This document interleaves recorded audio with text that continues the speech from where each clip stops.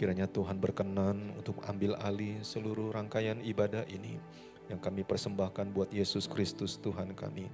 Dan biar benih firman Tuhan ini ditabur di tanah hati kami yang subur, bertumbuh, menghasilkan buah yang lebat. Nama Tuhan dipermuliakan, dan kiranya buah tersebut boleh manis dinikmati oleh orang-orang sekeliling kami. Terpujilah nama Tuhan yang memberikan kami hikmat dan pengertian, membukakan rahasia-rahasia surgawi.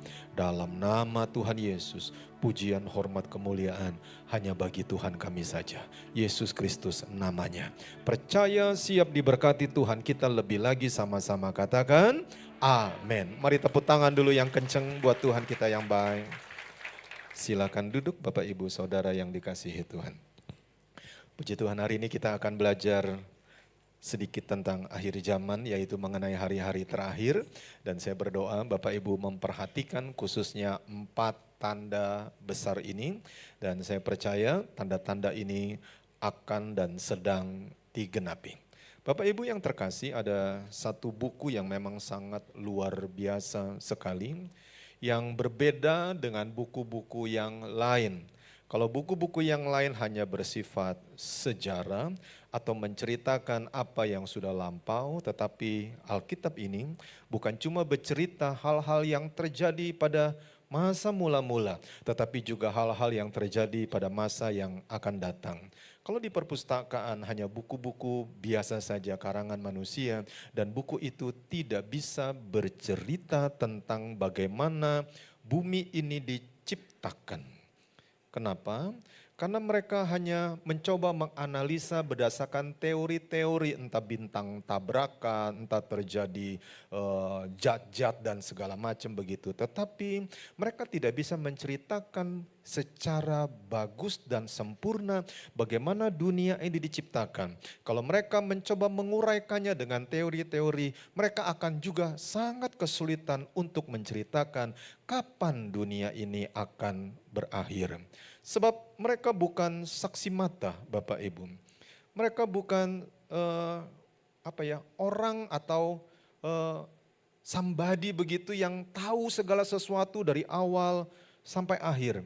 Dan satu-satunya sumber yang dapat dipercaya itu adalah Alkitab. Kenapa? Sebab Alkitab itu punya sumber utamanya, yaitu Yesus Kristus Tuhan kita. Tepuk tangan dulu yang percaya kepada Yesus Kristus Tuhan kita. Saudara, Tuhan Yesus berkata, I am the Alpha and the Omega. I am the first and the last, the beginning and the end. Wahyu 22 ayat yang ke-13. Aku adalah yang awal dan yang akhir, yang pertama dan yang terkemudian, yang mula-mula sekali dan juga yang akan datang yang terakhir itu, Bapak Ibu. Dicatat juga di Wahyu pasal yang pertama ayat yang ke-7, jelas sekali firman Tuhan berkata, inilah akhir zaman itu Bapak Ibu. Wahyu 1 ayat yang ke-7, 1, 2, 3. Lihatlah, ia datang dengan awan-awan dan setiap mata akan melihat dia. Juga mereka yang telah menikam dia. Dan semua bangsa di bumi akan meratapi dia. Ya, amin, artinya ya, terjadilah. Begitu Bapak Ibu. Dan Yesus Kristus Tuhan berkata, Wahyu 1 ayat 18, 1, 2, 3.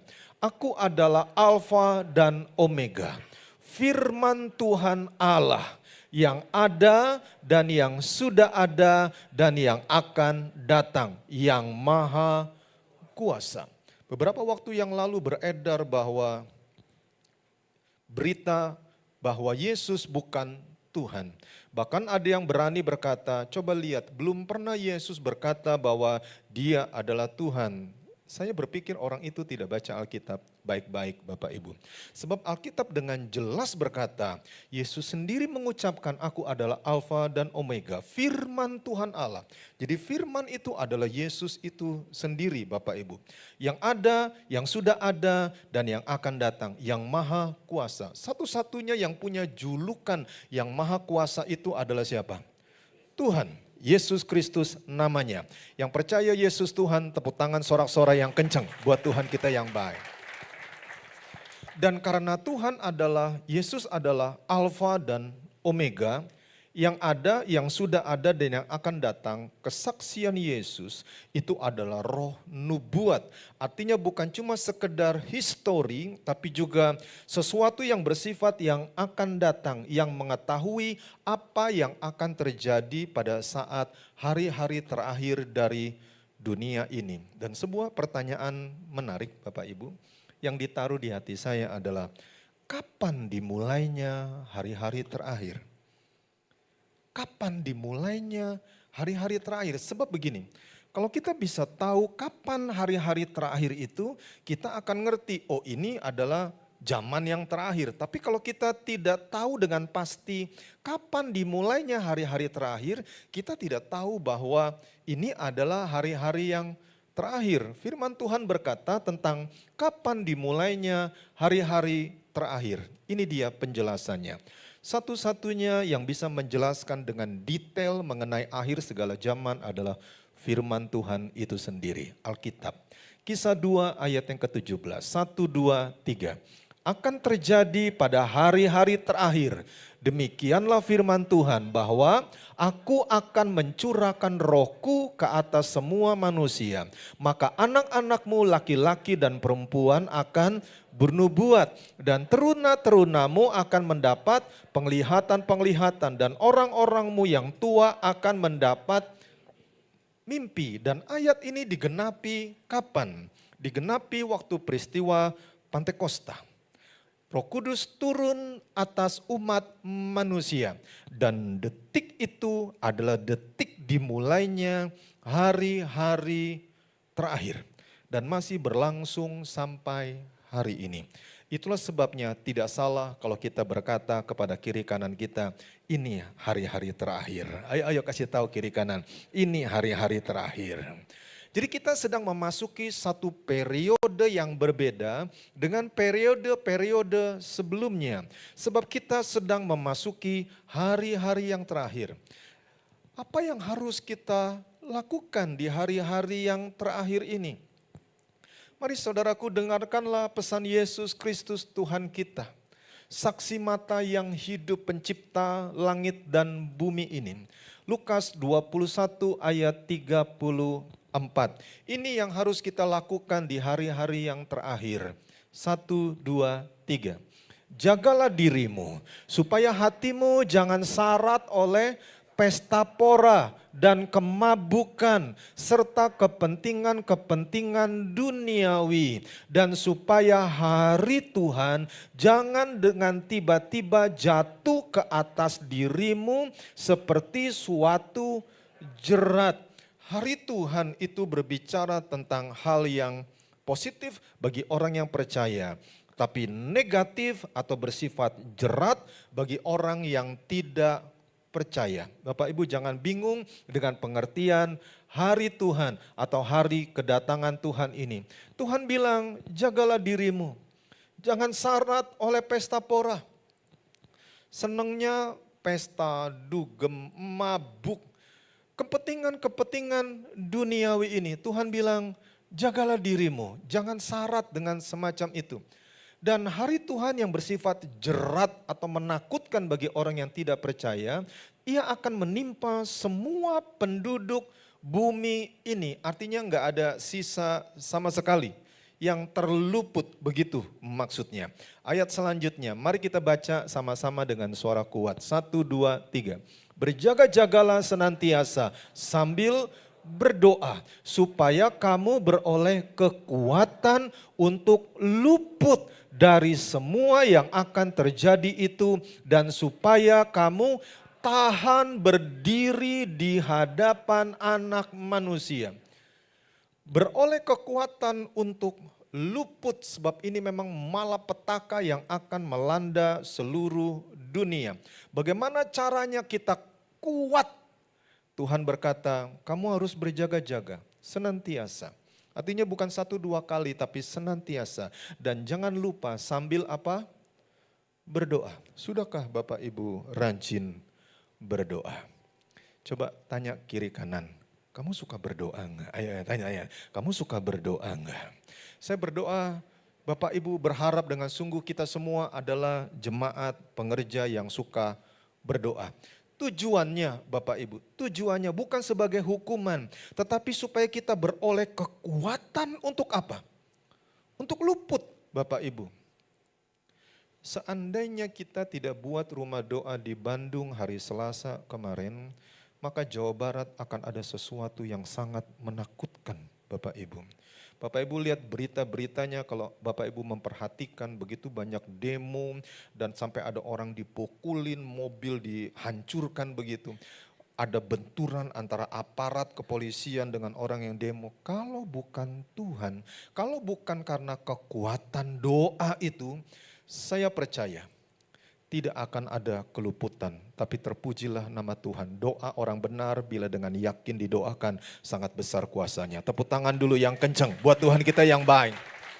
Dan tujuannya kita diminta Tuhan berjaga-jaga senantiasa sambil berdoa supaya apa? Supaya kita tahan berdiri di hadapan anak manusia. Artinya ada sebuah kelayakan untuk kita berdiri di hadapan semesta alam pencipta langit dan bumi ini. Saya mau detailkan tentang berjaga-jaga Bapak Ibu. Apa sih berjaga-jaga? Hari itu Tuhan Yesus naik ke surga, lalu hilang di awan-awan dan Alkitab mencatat rasul-rasul murid-murid terus memandangi awan-awan begitu. Sepertinya mereka terpesona ngelihat, wah hilang di atas awan-awan. Lalu berdirilah dua orang berpakaian putih dan ini sudah dipastikan adalah malaikat. Dan malaikat ini menegur murid-murid Yesus dan berkata, mengapa kamu berdiri melihat ke langit? Yesus ini yang sudah naik ke sorga akan datang kembali dengan cara yang sama. Artinya apa? Malaikat ini dapat pesan yang sangat kuat sekali supaya murid-murid itu berjaga-jaga. Bukan menanti-nantikan memandang ke langit. Kapan Tuhan Yesus datang lagi? Kapan Tuhan Yesus datang lagi? Murid-murid diminta untuk berjaga-jaga dan ini adalah pesan buat gereja Tuhan. Berjaga-jaga itu artinya begini Bapak Ibu. Awasi, lihat, perhatikan berita-berita apa yang terjadi di dunia ini. Cari berita yang benar, bukan berita hoax atau berita yang palsu. Cari berita yang benar dan awasi. Ambil tarik garis merahnya. Apa yang terjadi di dunia ini. Perhatikan tanda-tanda yang diberikan oleh Yesus Tuhan kita kepada kita umatnya. Supaya apa? Supaya kita ini mempersiapkan diri. Ikuti saya, mempersiapkan diri. Mari kita pelajari Bapak Ibu ya. Minimal ada 4 tanda besar yang Yesus Tuhan kita minta untuk kita awasi, perhatikan supaya kita terus menyadari bahwa hari-hari terakhir itu sudah tiba. Tanda yang pertama. Mari kita baca ayat ini sama-sama. 1, 2, 3. Ketika Yesus duduk di atas bukit Zaitun, ayo, datanglah murid-muridnya kepadanya untuk bercakap-cakap sendirian dengan dia. Kata mereka, katakanlah kepada kami, bila manakah itu akan terjadi? Dan apakah tanda kedatanganmu dan tanda kesudahan dunia? Saya merekomen Bapak Ibu banyak baca Alkitab dengan bersuara sebab telinga kita itu cukup fasih untuk mendengar suara kita sendiri dan iman itu timbul dari pendengaran akan firman Tuhan. Hari itu murid-murid tanya sendirian secara khusus. Kasih tahu bila mana akhir zaman itu dan apa tandanya, apa tanda kesudahan dunia atau akhir zaman itu. Lalu Yesus menjawab dengan lugas, terus terang apa adanya. Dan ini bukan perumpamaan tapi dengan terus terang dan langsung kepada sasaran. Jawab Yesus kepada mereka, waspadalah supaya jangan ada orang yang menyesatkan kamu. Ikuti saya, waspadalah. Ayat yang kelima, ayo baca yang kuat. Sebab banyak orang akan datang dengan memakai namaku dan berkata, akulah Mesias, dan mereka akan menyesatkan banyak orang. Kamu akan mendengar deru perang atau kabar-kabar tentang perang. Namun berawas-awaslah, jangan kamu gelisah. Ikuti saya, jangan kamu gelisah. Tuhan bilang berawas-awaslah, jangan kamu gelisah. Sebab apa? Sebab semuanya itu harus terjadi, tetapi itu belum kesudahannya. Siapa yang tidak tahu Israel sedang berperang melawan Hamas. Deru perang, belum katanya ada Iran lagi dan segala macam campur aduk. Kabar-kabar tentang perang, Tuhan memperingatkan kita, berawas-awaslah, jangan gelisah.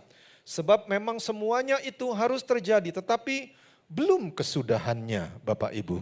Ayat selanjutnya yang ketujuh. Sebab bangsa akan bangkit melawan bangsa dan kerajaan melawan kerajaan. Akan ada kelaparan dan gempa bumi di berbagai tempat. Tanda pertama, perhatikan Bapak Ibu ya. Ada bencana di dunia ini. Perang seperti latar belakang gambar yang Bapak Ibu lihat. Ada kelaparan, ada gempa bumi. Dan itu telah terjadi kurang lebih 2000 tahun yang lalu sebagai tanda-tanda yang pertama. Tetapi camkanlah, mendekati akhir daripada akhir segala zaman akan makin keras intensitasnya. Akan makin bergelora Bapak Ibu. Dan itu hanya tanda yang pertama saja, belum kesudahannya. Berikutnya ujung atau akhir daripada tanda pertama ini ditutup dengan adanya penyesatan dari Mesias palsu. Mesias itu artinya penyelamat, tapi ini penyelamat palsu. Pembebas, Mesias, tetapi dia pembebas palsu. Dari sejak di masa yang lampau itu, ketika mulai dicanangkan hari-hari terakhir itu dimulai, maka Mesias palsu itu mulai bergerak.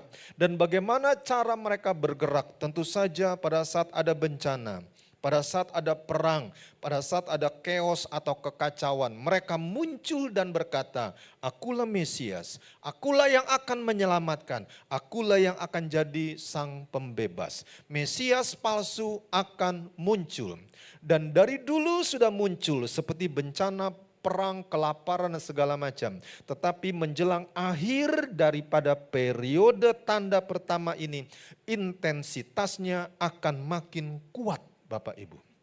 Perhatikanlah baik, hari-hari terakhir ini ada begitu banyak orang yang mengaku dirinya adalah Mesias. Bukan cuma di antara bangsa-bangsa, tetapi juga di tanah Israel. Sedang digadang-gadang munculnya Mesias itu. Bapak Ibu, dari kalangan mereka sendiri, dan orang ini masih hidup, masih muda hari ini, dan dia sangat dihormati di seantero Israel. Mesias palsu ini akan muncul Bapak Ibu. Tetapi ini masih tanda yang pertama. Alkitab mencatat Matius 24 ayat yang ke-8. 1, 2, 3. Akan tetapi semuanya itu barulah permulaan penderitaan menjelang zaman baru. Mungkin Bapak Ibu agak bingung, seperti saya awalnya juga bingung, permulaan penderitaan menjelang zaman baru. Apa itu zaman baru? Tetapi Alkitab mencatat di bahasa yang berbeda. Saya menyukai baca Easy Read Version termasuk King James Version. Nah, ini yang saya ambil yang bahasa Inggris sederhana, Easy Read Version. Matius 24 ayat 8. These things atau hal-hal ini only hanya the beginning of trouble. Hanya permulaan dari masalah penderitaan demi penderitaan. Hanya permulaan saja. Seperti sakit yang pertama atau sakit yang sangat kuat begitu, atau yang menyakiti seseorang yang disebut wanita pada saat dia akan melahirkan. Jadi ini cuma sakit seperti mau lahiran begitu. Wanita yang pernah melahirkan katakan amin.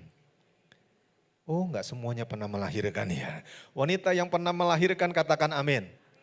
Mungkin dia bilang, aku disesar pak, aku dibius, tau-tau bangun, udah ada anak begitu. Tapi kan biusnya juga kan gak bisa semuanya, pasti ada rasa sakit setelah dibius. Nah kira-kira Bapak Ibu ya, itu adalah sakit seorang wanita waktu dia mau melahirkan. Jadi tanda yang pertama, Tuhan itu bilang jangan kamu gelisah. Itu hanya seperti saat wanita menderita waktu dia mau melahirkan. Dan banyak ibu-ibu pasti setuju dengan ayat ini. Saya lompat sejenak ke Yohanes 16 ayat 21. Seorang perempuan berduka cita pada saat ia melahirkan. Kenapa? Karena sakit. Nggak enak baik disesar ataupun melahirkan normal. Tetapi sesudah ia melahirkan anaknya, apa yang terjadi? Ia tidak ingat lagi akan penderitaannya. Kenapa? Karena kegembiraan bahwa seorang manusia telah dilahirkan ke dunia. Jadi penderitaan yang dialami dengan tanda yang pertama ini, itu akan digantikan dengan sukacita. Dengan sukacita seperti ada kelahiran baru di season yang baru. Tadinya di perut, sekarang ada di dunia, ada di bumi. Kalau bagi kita yang percaya, ini seperti tanda begini, kita rasanya sakit karena kita ada di kandungan bumi ini. Tetapi kita akan dilahirkan dalam satu kemuliaan yang baru, kekal di surga bersama-sama dengan Tuhan. Tepuk tangan dulu yang sudah mengerti sekarang. Ayo tepuk tangan yang sudah mengerti. Jadi ini hanya sementara saja bencana penderitaan itu. Tetapi ini bukan akhirnya Bapak Ibu, masih ada tanda yang kedua. Dan tanda kedua ini sangat-sangat penting bagi kita Bapak Ibu. Jauh lebih penting bahkan daripada tanda yang pertama itu. Matius 24 ayat 9, kita lanjutkan pembacaan tanda-tanda akhir zaman ini. 1, 2, 3. Pada waktu itu kamu akan diserahkan supaya apa? Disiksa. Dan kamu akan dibunuh dan akan dibenci semua bangsa oleh karena namaku. Berkata bahwa dia Kristen bisa membuat dia disiksa. Berkata bahwa dia percaya Yesus bisa membuat dia dibunuh, bahkan dia dibenci oleh semua bangsa karena nama Tuhan. Saya berikan beberapa gambaran bahwa ini telah terjadi. Mungkin kita di Indonesia sepertinya baik-baik saja. Tetapi di belahan dunia yang berbeda telah terjadi begitu banyak yang disebut hal-hal buruk yang dialami oleh orang-orang Kristen. Ini di Brasil, belum terlalu lama sebelum akhirnya ada hujan lebat dan banjir bandang menghantam wilayah tersebut. Mereka bikin parade internasional dihadiri oleh begitu banyak bangsa-bangsa dan diperlihatkan bagaimana mereka mengolok-olok Yesus sebagai Tuhan dan Juru Selamat. Bahkan ada gambaran di mana setan itu menyeret-nyeret Yesus semacam itu dengan latar belakang. Dan sejak zaman Roma, di mana murid-murid yang pertama itu mereka diadu dengan binatang. Ini di daerah yang berbeda. Tidak jauh dari Indonesia. Mereka banyak yang dibunuh sampai mereka bikin semacam ini. Stop, jangan bunuh orang-orang Kristen yang tidak berdosa. Dan ini peristiwa belum terlalu lama. Bagaimana ada seseorang, dia lihat parade LGBT, lalu kemudian dia mulai berkata itu tidak baik dan dia hanya ngomong firman Tuhan.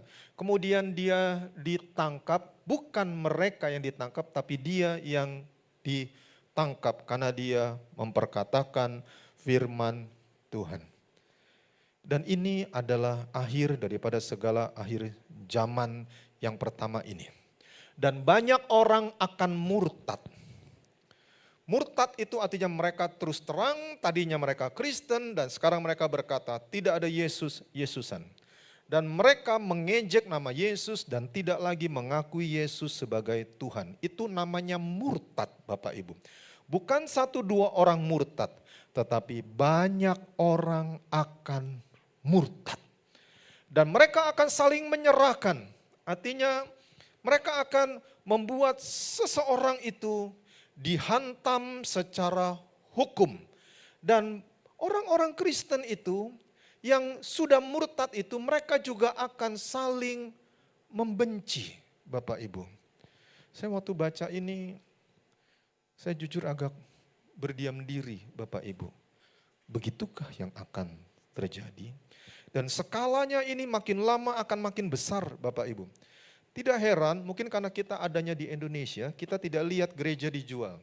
Kita tidak lihat gereja ditutup karena tidak ada jemaat. Kita tidak lihat gereja yang sampai kekurangan begitu. Karena tidak ada jemaat dan tidak ada orang yang memberikan persembahan. Gereja ditutup, dijual jadi bar, nightclub, diskotik, dan tempat usaha, tempat dagang, museum, tempat bisnis. Gereja-gereja di luar kita ini sudah banyak yang dijual Bapak Ibu. Mereka murtad, saling menyerahkan, saling membenci, tidak peduli dengan agama lagi Bapak Ibu. Banyak nabi palsu akan muncul dan menyesatkan apa Bapak Ibu? 1-2 orang atau banyak orang? Banyak orang. Jadi jangan kaget, nabi palsu itu apa sih? Nabi palsu adalah orang yang menyebut dirinya anak Tuhan atau umat Tuhan atau bahkan pendeta sekalipun, tetapi dia tidak mengakui Yesus sebagai Tuhan.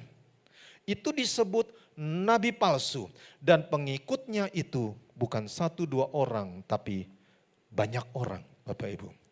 Jangan kaget tentang hal ini karena ini adalah sifatnya nubuatan. Dan Yesus sudah memberitahu ini akan terjadi. Matius 24 ayat 12, 1, 2, 3. Dan karena makin bertambahnya kedurhakaan, maka kasih kebanyakan orang akan menjadi dingin. Kalau seseorang itu sudah menikmati kebaikan Tuhan, kemudian dia menyangkal Tuhan sebagai sesuatu yang jahat, itu judulnya murtad. Tapi kalau durhaka itu antar sesama manusia. Dia sudah melakukan begitu banyak hal yang baik, tapi dia menyangkalnya dan menganggap orang itu sebagai sesuatu yang jahat, maka itu disebut durhaka. Dan kedurhakaan itu akan makin bertambah banyak. Seperti misalkan pegawai yang dari dulu dirawat, dipelihara, dari belum bisa apa-apa, sekarang dia sudah jago dan dia sikat majikannya dan berkata, majikanku jahat, itu namanya durhaka. Sesama manusia itu durhaka, tapi kalau dengan Tuhan itu namanya murtad. Dan Alkitab bilang karena itu kasih kebanyakan orang akan menjadi dingin. Kenapa? Karena tidak ada kasih lagi. Dan mereka begitu banyak melihat kedurhakaan sehingga kasih itu menjadi dingin Bapak Ibu. Tetapi Alkitab berkata, tetapi orang yang bertahan, ikuti saya, bertahan sampai pada kesudahannya akan selamat. Mari semua ikuti saya, bertahan. Kita harus jadi orang yang bertahan Bapak Ibu. Tuhan ingatkan saya semalam tentang gambar ini.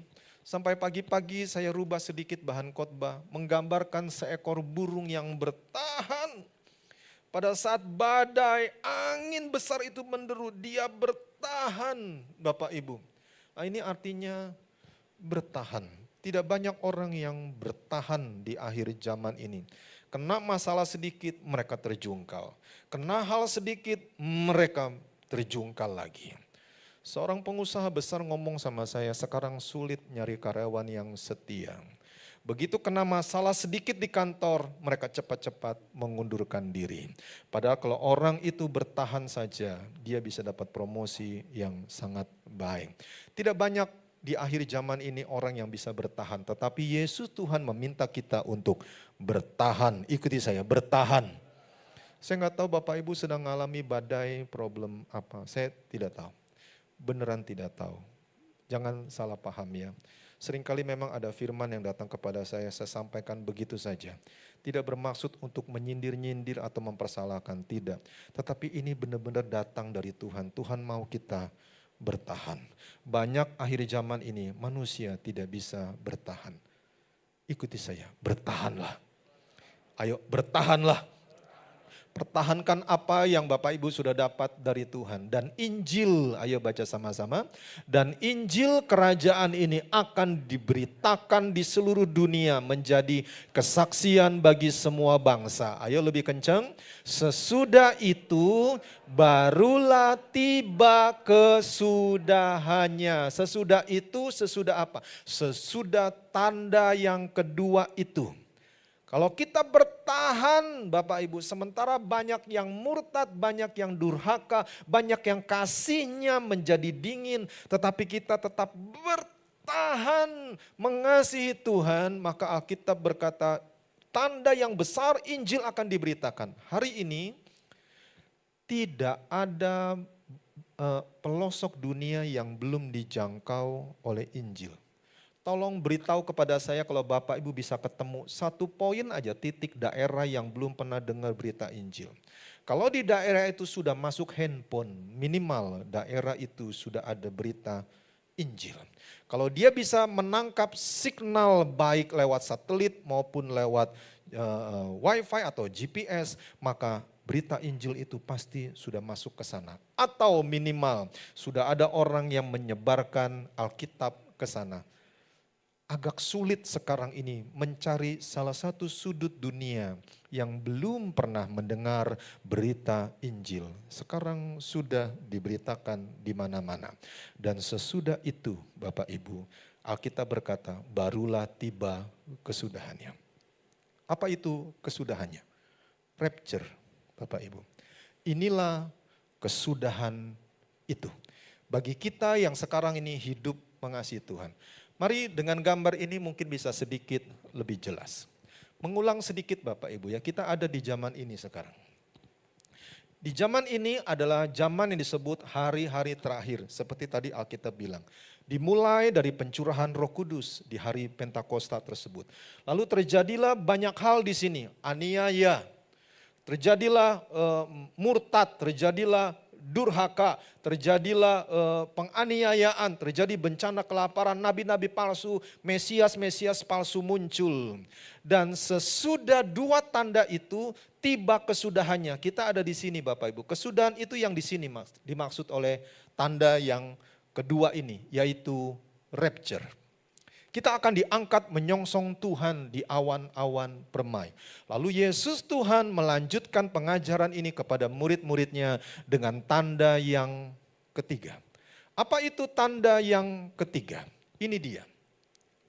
Berbeda dengan dua tanda sebelumnya, tanda ketiga ini adalah periode yang berbeda setelah rapture atau pengangkatan. Karena murid-muridnya bertanya juga tentang akhir kesudahan dunia. Lalu Yesus Tuhan menjelaskan kepada murid-muridnya. Matius 24 ayat 15. Ini ayatnya semua nyambung Bapak Ibu ya. Ayo baca sama-sama 1, 2, 3. Jadi apabila kamu melihat pembinasa keji berdiri di tempat kudus menurut firman yang disampaikan oleh Nabi Daniel, para pembaca hendaklah memperhatikan. Yang memperhatikan katakan amin. Tempat kudus ini sekarang belum ada. Ini adalah bait Allah yang ketiga. Menurut firman yang disampaikan oleh Nabi Daniel, pembinasa keji ini yang disebut manusia durhaka itu akan berdiri di tempat kudus. Yang dimaksudkan itu gambarannya adalah begini Bapak Ibu. Sesudah tanda pertama dan tanda kedua terjadilah rapture. Kesudahan bagi kita. Tetapi setelah itu Bapak Ibu, harap yang mendengar memperhatikan, nubuatan dari Nabi Daniel ini akan terjadi. Ada 7 tahun pemerintahan antikristus. Dan dalam 3,5 tahun yang pertama ini bait Allah akan berdiri dengan sebuah perjanjian. Lalu raja itu atau manusia durhaka itu yang menguasai seluruh dunia, dia akan masuk ke bait kudus dan berkata bahwa dia adalah Tuhan dan dia minta disembah. Yang dimaksud pembinasa keji itu yang diceritakan adalah periode 7 tahun pemerintahan antikristus ini. Dan 3,5 tahun yang terakhir ini disebut siksaan dahsyat, siksaan yang sangat besar sekali. Matius 24 ayat 21 masih tetap satu pasal ini Bapak Ibu. Matius 24, 21. Ayo 1, 2, 3. Sebab pada masa itu akan terjadi siksaan yang dahsyat seperti yang belum pernah terjadi sejak awal dunia sampai sekarang. Dan yang tidak akan terjadi lagi, siksaan yang dahsyat. Apa sih siksaan yang dicatat oleh Alkitab yang dahsyat? Ini saya berikan beberapa contoh. Mereka akan dibunuh dengan pedang. Mungkin bagi kita itu sudah dahsyat. Tetapi kitab Ibrani juga mencatat salah satu siksaan yang sangat dahsyat adalah orang-orang percaya itu matinya dikulitin Bapak Ibu. Bukan ditusuk dibunuh, tapi kulitnya itu dikupas Bapak Ibu. Dan dia mati tanpa kulit, berdarah-darah, pendarahan hebat. Itu siksaan yang terdahsyat yang pernah dicatat di Alkitab. Nanti baca di kitab Ibrani. Tetapi Tuhan berkata akan ada siksaan yang dahsyat yang belum pernah terjadi. Saya tidak tahu siksaan model apa lagi yang jauh lebih mengerikan daripada manusia dikulitin hidup-hidup itu. Bagaimana hamba-hamba Tuhan dikuliti hidup-hidup karena dia percaya Yesus itu seperti di kitab Ibrani catat. Tapi Tuhan bilang akan ada siksaan yang dahsyat yang belum pernah terjadi dari sejak awal dunia sampai sekarang itu belum pernah terjadi. Dan yang tidak akan terjadi lagi. Edisi khusus siksaan dahsyat hanya di masa periode zaman antikristus itu Bapak Ibu. Tetapi janganlah kita bersusah hati. Sebelum terjadi siksaan yang dahsyat ini, jangan lupa kita sudah ada di awan-awan permai menyongsong Tuhan kita. Tepuk tangan dulu yang kencang buat Tuhan kita yang baik. Kurang kuat, ayo lebih meriah lagi. Jadi ini bukan buat kita Bapak Ibu, ini bukan buat kita. Tetapi Tuhan itu sebagai saksi mata, Tuhan sedang menceritakan satu-satunya sumber yang dapat dipercaya ini sedang menceritakan apa yang terjadi. Dan Alkitab mencatat ayat 22, 1, 2, 3.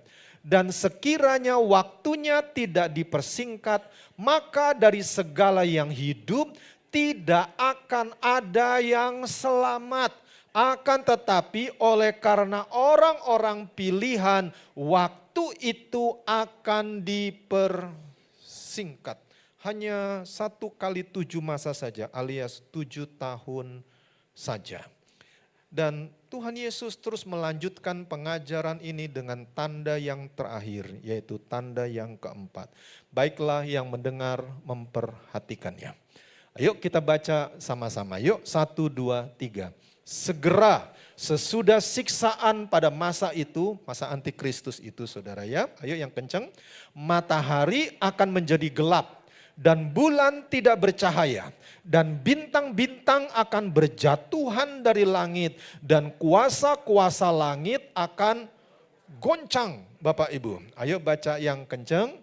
Pada waktu itu tanda anak manusia di langit dan semua bangsa di bumi akan meratap. Dan mereka akan melihat anak manusia itu datang di atas awan-awan di langit dengan segala kekuasaan dan kemuliaannya. Bisa tepuk tangan penghormatan buat Yesus Kristus Tuhan kita. Ayo baca yang kenceng sekali lagi.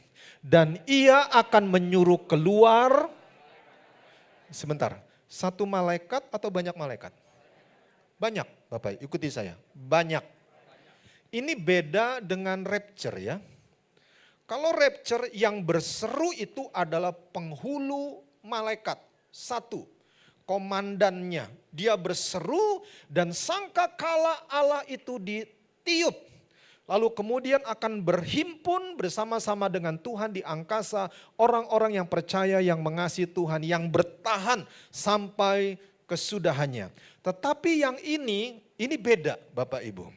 Akan ada malaikat-malaikat yang meniup sangkakala yang dahsyat.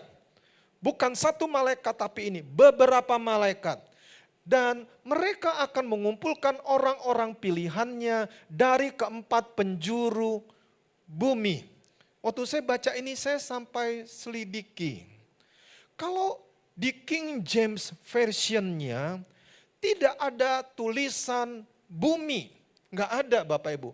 Hanya dari keempat penjuru mata angin.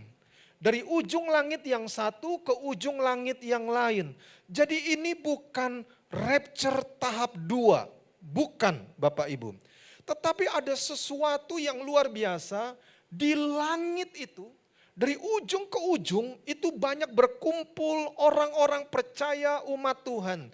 Dan waktu sangkakala demi sangkakala itu ditiup, tujuannya adalah orang-orang pilihan yang ada di ujung-ujung langit itu, mereka berkumpul bersama-sama mengikuti Yesus Tuhan kita bersama-sama dengan para malaikatnya untuk turun ke bumi ini.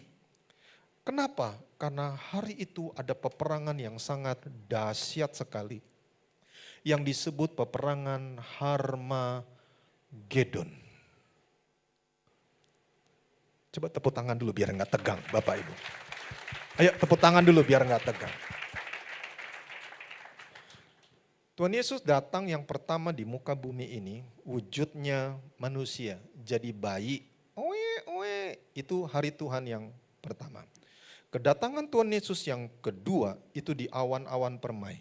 Menjemput kita orang yang percaya. Tetapi belum menjejakkan kakinya di muka bumi. Kedatangan Tuhan Yesus tahap yang ketiga itu bukan di awan-awan. Tapi bersama-sama dengan orang kudusnya seperti penglihatan Henokh yang diangkat belum sampai meninggal diangkat menyongsong Tuhan di awan-awan permai yang bersaksi bahwa berlaksa-laksa begitu banyak orang akan datang. Tuhan datang dengan orang-orang kudusnya. Kapan? Di sini Bapak Ibu. Tuhan akan menjejakkan kakinya di bumi. Sekali lagi, di bumi. Bukan di awan-awan. Di awan-awan di sini. Di bumi dulu kapan? Waktu hari Natal kita peringati itu. Saya berdoa Bapak Ibu datang di hari ulang tahun Tuhan Yesus. Sebab di hari ulang tahun Tuhan Yesus ini baik buat penginjilan. Dan firman-Nya pun tentang penginjilan. Jadi bawalah teman, saudara, sahabat.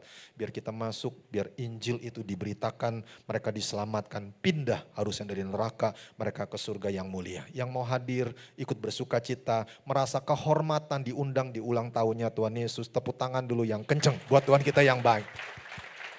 Minggu depan akan disebar undangan, minta maaf terpaksa harus pakai undangan karena Bapak Ibu lihat kita udah hampir penuh kalau orang-orang datang tanpa undangan kita jadi kebaktian sardencis Bapak Ibu ya. Ya kalau Tuhan izinkan tahun depan mungkin ada tempat yang lebih besar lagi kita juga tidak tahu. Tapi biarlah nama Tuhan dipermuliakan. Yang mengerti poin ini katakan yes. Datang Bapak Ibu ya, nanti ada undangannya, ada nomor-nomornya juga. Nah mari kita lanjutkan.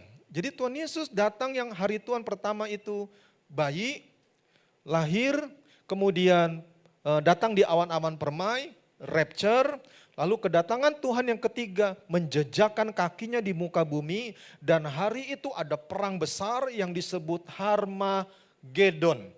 Diambil dari nama tempat Harmagido atau pegunungan pebukitan yang sangat luas sekali. Dan ini perang besar di sini Bapak Ibu. Dan sesudah itu, perhatikan baik ya. Sesudah itu bumi akan berubah. Ini banyak terjadi di sini yang tadi Alkitab tulis tentang bintang, tentang bulan. Nah, itu ada di sini Bapak Ibu. Bukan di sini. Jadi kalau ada orang bilang bulan telah menjadi darah itu hoax. Bukan di sini. Itu terjadinya nanti di sini Bapak Ibu. Dan ditutup dengan peperangan besar di Harmagedon ini. Lalu kemudian ada pemerintahan kerajaan 1000 tahun di muka bumi ini. kita orang-orang pilihannya menjadi raja. Coba lihat kiri kanan, ini calon raja masa depan. Coba lihat kiri kanan, ini calon raja masa depan. Kita akan memerintah di sana. Bagaimana caranya? Saya kurang terlalu paham. Tetapi raja ini adalah raja yang adil dan benar, dan Yesus adalah kepala kita, Bapak Ibu.